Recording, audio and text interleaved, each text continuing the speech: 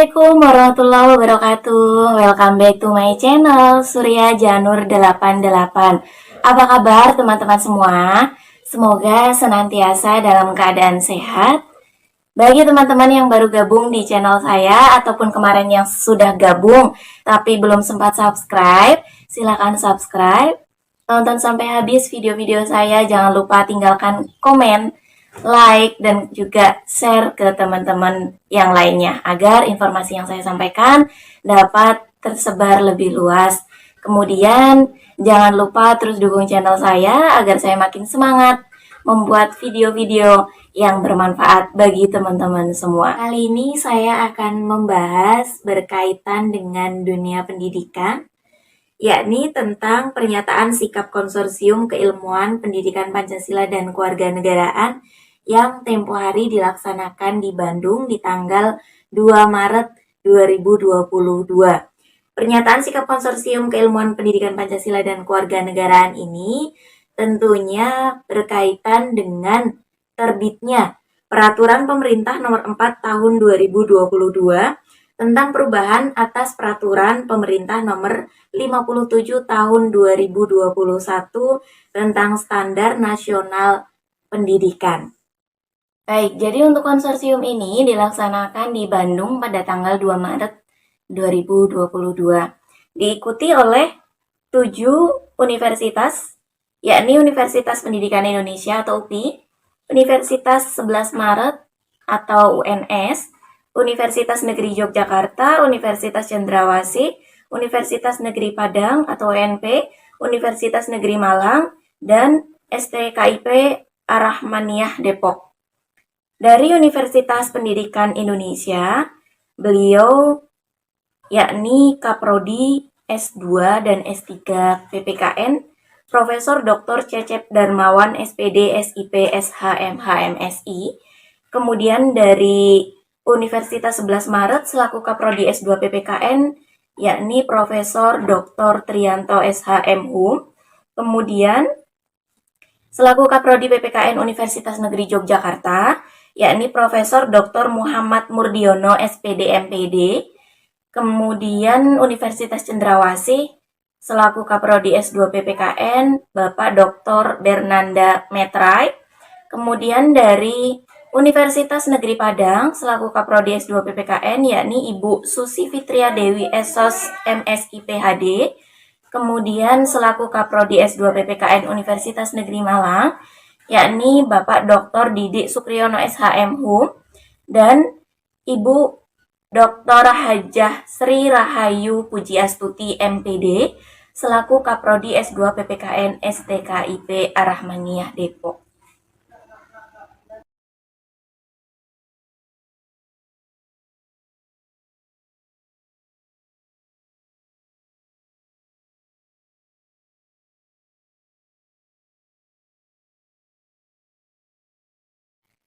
Teman-teman semua, apakah memang perlu diadakan penggantian nomenklatur atau nama mata pelajaran Pendidikan Pancasila dan Kewarganegaraan atau PPKN menjadi Pendidikan Pancasila?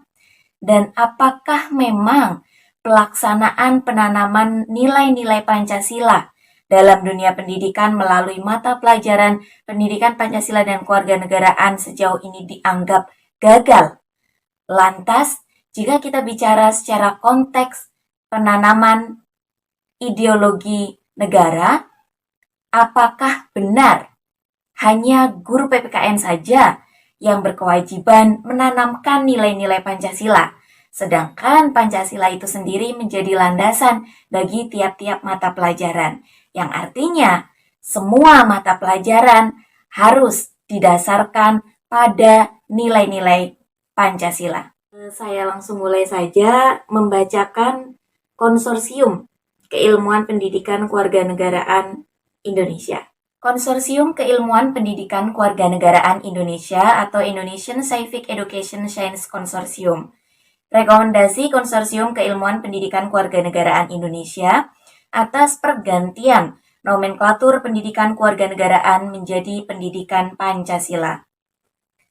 Setelah melakukan pengkajian yang mendalam dan memperhatikan dinamika politik hukum pendidikan yang berkembang, terutama terkait pergantian nomenklatur pendidikan kewarganegaraan menjadi pendidikan Pancasila, sebagaimana diatur dalam Peraturan Pemerintah Republik Indonesia Nomor 4 Tahun 2022 tentang perubahan atas Peraturan Pemerintah Nomor 57 Tahun 2021 tentang Standar Nasional Pendidikan.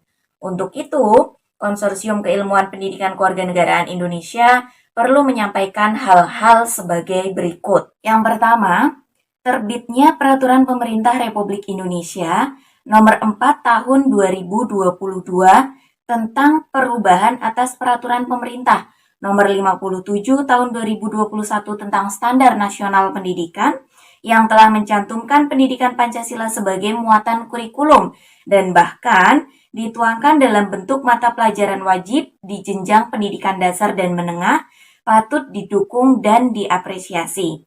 Upaya tersebut merupakan bentuk niat baik atau political will pemerintah yang merespons secara bijak terhadap aspirasi publik yang menghendaki penguatan nilai-nilai Pancasila dalam dunia pendidikan. Lanjut yang nomor 2, dalam penjelasan pasal 40 ayat 4 huruf B, Peraturan Pemerintah Nomor 4 Tahun 2022 disebutkan bahwa yang dimaksud dengan mata pelajaran pendidikan Pancasila termasuk di dalamnya muatan pendidikan kewarganegaraan. Ketentuan ini memberikan konsekuensi hukum, yakni adanya pergantian nomenklatur mata pelajaran pendidikan Pancasila dan kewarganegaraan menjadi pendidikan Pancasila di persekolahan. Niat baik pemerintah. Sikap responsif pemerintah dengan menerbitkan Peraturan Pemerintah Nomor 4 Tahun 2022 tentang perubahan atas Peraturan Pemerintah Nomor 57 Tahun 2021 tentang Standar Nasional Pendidikan tentunya memang patut didukung dan diapresiasi karena pemerintah secara bijak melihat aspirasi publik yang muncul untuk menguatkan nilai-nilai Pancasila di dunia pendidikan. Akan tetapi, dengan adanya Peraturan Pemerintah Nomor 4 Tahun 2022 ini tentunya memberikan konsekuensi hukum, yakni adanya pergantian ataupun perubahan nomenklatur mata pelajaran pendidikan Pancasila dan kewarganegaraan atau PPKN menjadi pendidikan Pancasila. Lantas di sini tentunya memunculkan beberapa pertanyaan. Yang pertama, apakah memang perubahan ataupun pergantian nomenklatur dari PPKN ke pendidikan Pancasila ini dilakukan setelah adanya evaluasi kebijakan kurikulum. Lantas yang kedua adalah apa saja kiranya nantinya muatan dari pendidikan Pancasila. Kemudian apa perbedaan dari pendidikan Pancasila dan pendidikan kewarganegaraan itu sendiri. Lanjut ke nomor 3, pergantian nomenklatur mata pelajaran pendidikan Pancasila dan kewarganegaraan di persekolahan sejatinya perlu didukung oleh riset ataupun kajian akademik dan melalui tahapan evaluasi kebijakan kurikulum secara komprehensif. Penting adanya landasan filosofis, yuridis, sosiologis, dan akademis terkait pergantian nomenklatur suatu mata pelajaran.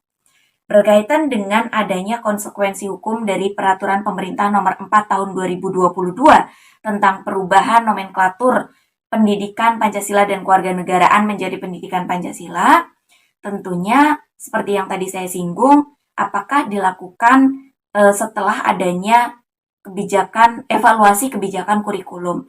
Nah, di sini lantas bagaimana terkait dengan kajian akademiknya? Bagaimana terkait dengan riset-riset ilmiahnya? Apakah memang sudah ada sebelumnya riset ataupun kajian akademiknya sehingga nantinya landasan filosofis, kemudian yuridis ataupun sosiologis ataupun akademisnya itu jelas dan terarah. Nomor 4, pengaturan pergantian nomenklatur mata pelajaran pendidikan Pancasila dan kewarganegaraan di persekolahan dalam Peraturan Pemerintah Nomor 4 Tahun 2022 harus memperhatikan asas dan tata urutan peraturan perundang-undangan.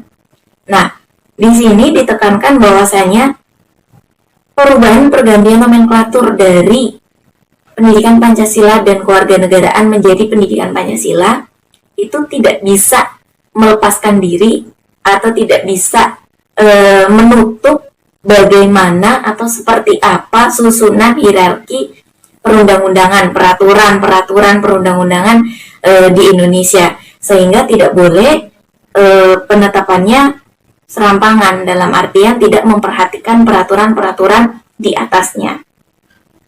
Nah, di sini ditegaskan pula pasalnya dalam pasal 37 ayat 1 Undang-Undang Nomor 20 Tahun 2003 dalam Undang-Undang Sisdiknas tidak mencantumkan pendidikan Pancasila sebagai muatan kurikulum wajib di pendidikan dasar dan menengah.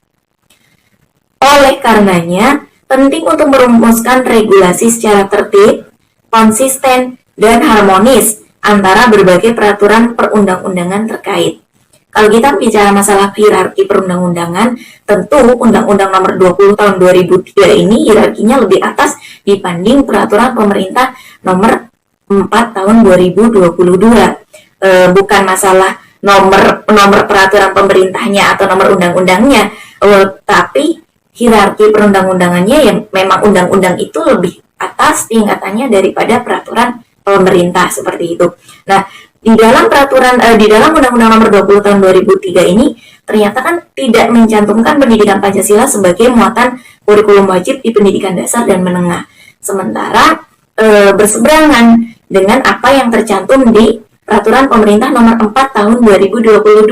Artinya apa? Berarti kan harus ada kesinergian. Lantas bagaimana untuk menyinergikan antara Peraturan Pemerintah Nomor 4 Tahun 2022 dengan Undang-Undang Nomor 20 Tahun 2003. Berarti kan nanti kemungkinan, ya bukan kemungkinan, tapi memang harus adanya perubahan gitu. Perubahan di mana? Di peraturan di Undang-Undang Nomor 20 Tahun 2003 agar kedua peraturan tersebut bisa sinergi, bisa bersama-sama beriringan seiring sejalan menjadi landasan dalam menjalankan pendidikan Indonesia seperti itu. Selanjutnya nomor 5. Jika ditinjau dalam berbagai aspek, pertama secara keilmuan, pendidikan kewarganegaraan telah memiliki tradisi dan state of the art atau body of knowledge sebagai suatu disiplin ilmu yang jelas. Pendidikan kewarganegaraan sudah menjadi tradisi, sudah memiliki tradisi, kebiasaan, dan memiliki atau membentuk tubuhnya tersendiri, yakni tubuh dari pendidikan kewarganegaraan itu sendiri. Oleh karena landasan filosofis, sosiologis, kemudian yuridis dan akademisnya sudah jelas, maka pendidikan kewarganegaraan sudah menjadi disiplin ilmu yang jelas pula. Kemudian di sini yang kedua, dari aspek historis pun, label pendidikan kewarganegaraan memiliki akar sejarah yang begitu panjang dalam perkembangan muatan kurikulum pembelajaran di Indonesia. Ketiga, jika melihat ke beberapa negara pun, label untuk pendidikan kewarganegaraan telah menjadi istilah internasional yang diterapkan dalam dunia pendidikan. Di Singapura misalnya, PKN istilahnya adalah moral education. Sementara di Malaysia disebut dengan pendidikan civic dan kewarganegaraan, di New Zealand disebut dengan social studies, sementara di Bulgaria disebut dengan civic histories dan civic education. Kemudian di Australia istilah pendidikan kewarganegaraan ini disebut dengan civic, sementara di beberapa negara di Timur Tengah istilahnya adalah Taklimatul Muwatonah atau Tarbiyatul Alwatoniyah.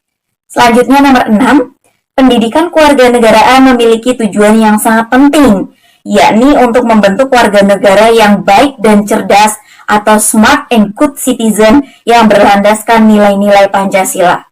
Tidak lain dan tidak bukan, tujuan dari pendidikan kewarganegaraan adalah menelurkan generasi-generasi yang smart and good citizen. Tidak hanya smart secara intelektualitasnya saja, akan tetapi smart secara emosionalitasnya, smart secara sosialnya. Nah, juga di sini tujuan dari pendidikan kewarganegaraan adalah membentuk pribadi-pribadi yang mengetahui menyadari hak dan kewajibannya untuk turut serta berpartisipasi dan menggerakkan dan berpartisipasi dalam kehidupan bermasyarakat, berbangsa, dan bernegara. Selanjutnya, pendidikan kewarganegaraan memiliki peranan dan posisi yang strategis sebagai pilar demokrasi dan nasionalisme Indonesia. Pendidikan kewarganegaraan dapat menjadi upaya pembangunan karakter nasionalisme suatu bangsa. Pendidikan kewarganegaraan pun memiliki urgensi yang sangat penting dalam upaya preventif atau pencegahan terhadap sikap, perilaku, dan tindakan warga negara yang mengarah pada radikalisme, terorisme, sikap intoleran, tindakan kriminalitas, perilaku amoral, bullying, dan kasus seksual. Selain itu juga, pendidikan kewarganegaraan pun dapat menjadi upaya penting guna menginternalisasikan nilai-nilai anti korupsi dan nilai-nilai dasar bela negara. Berarti di sini memang urgensi pendidikan kewarganegaraan itu sangat penting, mencakup keseluruhan, hampir keseluruhan, mengingat dimensi dari pendidikan kewarganegaraan itu mencakup dimensi hukum, dimensi sosial, dan dimensi politik, seperti itu. Kemudian, dalam konsorsium ini, berdasarkan hasil kajian yang telah dikemukakan di atas, disampaikan beberapa rekomendasi. Antara lain, A. Mendukung adanya pendidikan Pancasila dalam muatan kurikulum di berbagai jenjang pendidikan sebagai upaya yang sangat penting untuk menanamkan atau menginternalisasikan nilai-nilai Pancasila bagi peserta didik sebagai generasi muda penerus bangsa. Yang B. Mendorong seluruh elemen bangsa agar memiliki kesadaran dan tanggung jawab akan pentingnya upaya internalisasi, implementasi, dan aktualisasi nilai-nilai Pancasila dalam sistem pendidikan nasional secara sadar, sistematis, dan berkesinambungan. Kemudian yang C, mendorong adanya perubahan Undang-Undang Republik Indonesia Nomor 20 Tahun 2003 tentang Sisdiknas guna memperkuat filosofi pendidikan Pancasila dalam sistem pendidikan nasional dan memperkuat landasan yuridis pendidikan Pancasila dalam peraturan perundang-undangan. Poin D, meminta dan mendorong kepada pemerintah agar melakukan kajian akademik terkait pergantian nomenklatur pendidikan kewarganegaraan menjadi pendidikan Pancasila agar memiliki landasan filosofis, sosiologis, historis, dan landasan akademis yang jelas. Selanjutnya untuk yang E, meminta kepada pemerintah agar tetap menggunakan nomenklatur mata pelajaran pendidikan Pancasila dan kewarganegaraan atau PPKN secara terintegrasi sebagaimana diterapkan dalam kurikulum saat ini. Hal ini penting untuk mengokohkan pendidikan Pancasila dan pendidikan kewarganegaraan baik secara ideologis maupun akademis dan keilmuan. Selanjutnya yang F, agar visi, misi, dan tujuan pendidikan Pancasila dan pendidikan kewarganegaraan dapat tercapai secara optimal, perlu adanya pendidikan dan pelatihan terhadap para guru PPKN agar memiliki kompetensi dan profesionalisme yang mumpuni, yakni memiliki latar belakang disiplin ilmu tentang Pancasila dan kewarganegaraan yang kuat dan merupakan lulusan dari program studi pendidikan Pancasila dan kewarganegaraan. Demikianlah teman-teman semua butir-butir rekomendasi yang tertuang dalam pernyataan sikap Konsorsium Keilmuan Pendidikan Pancasila dan Kewarganegaraan atas terbitnya Peraturan Pemerintah Nomor 4 Tahun 2022 tentang perubahan atas Peraturan Pemerintah Nomor 57 Tahun 2021 tentang Standar Nasional Pendidikan. Mohon kiranya bagi teman-teman semua berkenan untuk men-share sebanyak-banyaknya video saya agar kiranya informasi yang saya sampaikan berkaitan dengan pernyataan sikap Konsorsium Keilmuan Pendidikan Pancasila dan Kewarganegaraan lekas sampai kepada stakeholder terkait agar menjadi pertimbangan khusus dan dapat ditindaklanjuti secara cepat dan tepat. Pernyataan ini Rembusannya juga disampaikan kepada Bapak Insinyur Haji Joko Widodo selaku Presiden Republik Indonesia dan juga kepada Bapak Haji Saiful Huda selaku Ketua Komisi 10 DPR RI dan juga kepada Bapak Menteri Nadiem Anwar Makarim selaku Menteri Pendidikan, Kebudayaan, Riset dan Teknologi Republik Indonesia. Tak lupa pula kepada Bapak Anindito Aditomo SPSI MPhil PhD selaku Kepala Badan Standar, Kurikulum dan Asesmen Pendidikan BSKAP Kemendikbudristek Republik Indonesia dan juga kepada Bapak Profesor Dr. Andas Kiai Haji Yudian Wahyudi MA PhD selaku Kepala Badan Pembinaan Ideologi Pancasila atau BPIP Republik Indonesia. Salam sehat bagi teman-teman semua, salam akademisi, salam PPKN. Saya akhiri, sekian dari saya. Assalamualaikum warahmatullahi wabarakatuh.